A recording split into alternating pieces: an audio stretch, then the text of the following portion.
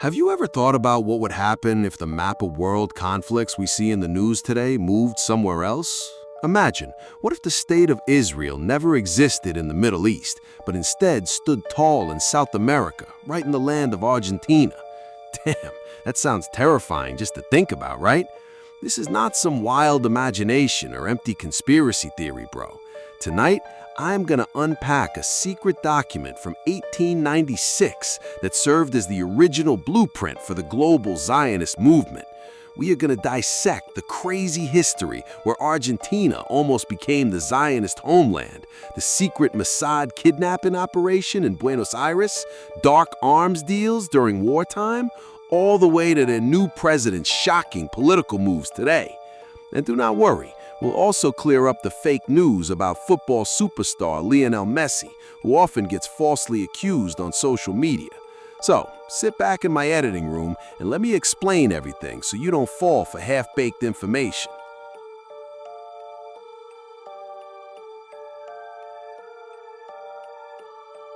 Let us open the time machine for a moment and look at a piece of history rarely discussed by people. Long before the conflict in the Middle East erupted like it is today, the founder of the modern Zionist movement, named Theodor Herzl, wrote an important book in 1896. That book was titled Der Judenstaat, which means the Jewish state. Now, what is truly shocking is that in that initial blueprint, Herzl openly considered two strategic regional options to gather Jewish people from all over the world. The first option was Palestine, and the second option was Argentina. Wait a minute, how could Argentina even be an option, considering how far it was from their origin history? That is just crazy, totally out of the box. But indeed, Argentina's territory was vast, fertile, rich in natural resources, and a friendly climate for Europeans, and its local population at that time was still very small. This movement wasn't just an idea on paper, bro. Real action took place immediately through funding from a Jewish billionaire named Baron Maurice de Hirsch. He established a special organization called the Jewish Colonization Association to fund the mass migration of Jewish people from Eastern Europe directly to rural Argentina. They even created a special settlement called Moisesville to train these immigrants to become farmers there. The tactic was very neat, but this project ultimately failed completely because the Argentine government gradually grew suspicious of this massive wave of foreign immigration until they finally closed the doors. Because of that, the focus of the Zionist movement shifted entirely to Palestine, using historical narratives. But the legacy of this old project did not just disappear, as proven by the fact that Argentina now has the 7th largest Jewish community in the world. What if 100 years ago, the Argentine government had not stopped this wave of immigration? Would the map of the Middle East conflict we see today actually move to South America?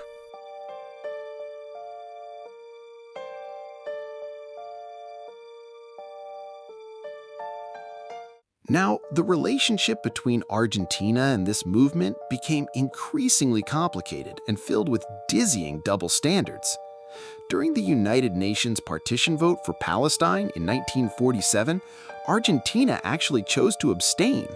But surprisingly, 2 years later, in 1949, they officially opened diplomatic relations with Israel. During the administration of President Juan Perón, Argentine politics was truly two-faced, bro. On one hand, Perón created strict rules to limit Jewish people from entering his country, but on the other hand, he intentionally opened the doors wide for fleeing former Nazi German officials who lost the war. My goodness, that is so reckless and absurd. How could war criminals get the red carpet just for capital and technology? Well, the time bomb of this double standard finally exploded in 1960. At that time, Israeli intelligence agents, or Mossad, recklessly conducted an illegal covert operation inside Argentina's sovereign territory without permission. They kidnapped one of the main architects of the Nazi mass killings, named Adolf Eichmann, who had been hiding in Buenos Aires for years under a fake identity.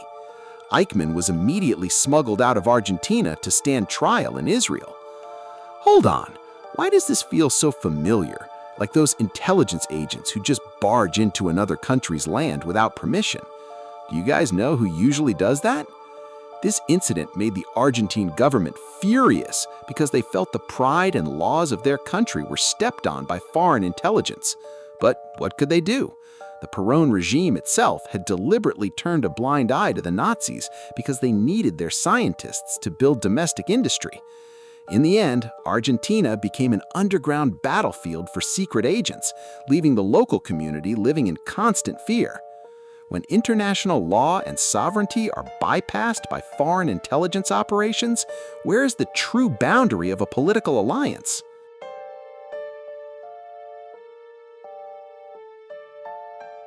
If you think international relations are always about ideology and humanity, you are dead wrong. Geopolitics is purely about business and group interests, and this was proven in Argentina during wartime. From 1976 to 1983, Argentina was ruled by a very cruel right-wing military junta.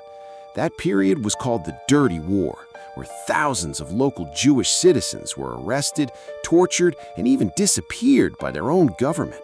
But strangely, in the middle of this slaughter, the Israeli government still maintained very close diplomatic relations with the Argentine military junta. Not only that, when the Falklands War broke out in 1982, when Argentina fought Britain over the islands, Israel acted as the main secret arms supplier for the Argentine military. They sent missiles, fighter jet parts, and war equipment through underground channels at a time when the international community was boycotting Argentina. Seriously, man, just for arms sales profits, the principle of protecting their own people was thrown straight into the trash. That is just terrible. I really cannot wrap my head around it. Israel's reason was simple. They just wanted to profit from selling weapons and gain political influence. But this dark transaction ultimately had to be paid for dearly by civilians in the 90s. This dark relationship triggered the largest terror attacks in Argentine history, the bombing of the Israeli embassy in 1992 and the bombing of the AMIA Jewish Community Center in 1994 in Buenos Aires, allegedly masterminded by Middle Eastern groups. I feel so sorry for the innocent civilians who knew nothing and ended up as sacrificial lambs in the games of the elites.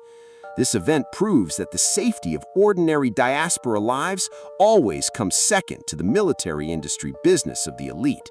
How can a country claiming to protect Jewish people worldwide supply weapons to a regime slaughtering its own citizens in South America? Jumping to the present day, the political map in Argentina suddenly did a complete 180 degrees toward a super extreme direction. All of this was caused by the rise of their new president in 2023 named Javier Milei. Milei's leadership style really shocked the international community, bro. Without hesitation, he immediately declared himself a true ideological Zionist. He's extremely pro-United States policies and built a very intimate relationship with Benjamin Netanyahu in Israel. Milei even boldly announced a controversial plan to move the Argentine embassy in Israel from Tel Aviv directly to Jerusalem. Wait. Why the sudden sharp turn? The diplomatic history of his country was never like this. So strange. Feels like there's something shady going on here. This radical step was clearly a total anomaly that clashed with his own country's diplomatic history. Why? Because under international law, Argentina had officially recognized Palestinian state sovereignty since 2010. Milei's reckless move immediately sparked heated debate at home. Many political analysts evaluate that Milei deliberately defied consensus just to secure financial capital guarantees and political support from the global elite network in Washington and Tel Aviv. Crazy stuff. Just to get backing from powerful people, his own country's principles were sold out cheap. He does not care about Argentina's past foreign policy tradition of being neutral. What matters is keeping his seat of power safe thanks to the support of international capital masters. This is a clear example of how a nation's direction can be flipped overnight just because of the new leader's personal taste. When a national leader chooses to crash his country's diplomatic history for personal ideological satisfaction, is he representing his people or an external political agenda? But interestingly, bro, even though their president today is super pro-Israel, the grassroots society in Argentina cannot be manipulated so easily. Football fans and civil society there are fiercely divided. Massive demonstrations supporting Palestinian human rights frequently flood the streets of Buenos Aires. This public resistance even bled into their football world. You have to remember what happened back in 2018 when the Argentine national football team faced massive political pressure from their own citizens until they were forced to cancel a friendly match against Israel in Jerusalem as a human rights protest. Now that is what I'm talking about. The people still have a conscience, not just blindly following the will of political elites. Now, on the internet, rumors and fake news often pop up claiming that megastar Lionel Messi is a hardcore Zionist supporter. Let us clear up the facts objectively in this editing room. Photos of Messi visiting the Western Wall or joining charity matches are purely part of official club schedules and professional social work, not an indicator of his political ideology. Messi himself once gave a clear statement denying all rumors about donating military funds to Israel. All funds from Messi's private foundation are transparently allocated specifically for social causes, building schools and emergency hospitals in his home country of Argentina to help poor kids. Yeah, netizens just love creating drama. Messi is focused on playing football and human causes, not selling politics. So, the conclusion of our investigation tonight is clear. Equating all Argentine society as Zionist supporters is completely wrong. There's a thick boundary between the political desires of ruling elites and the human conscience of civil society on the football pitch. History proves that Argentina almost became a second Israel, and now its president chooses to be a close ally of Zionism. However, looking at the resistance of its people and national team on the green field, do you think Argentina will completely fall into the arms of Zionism, or will the voice of Palestine continue to echo there? Write your analysis and opinions in the comments section below. Do not forget to click the like, share, and subscribe buttons. See you in the next exciting video. Bye.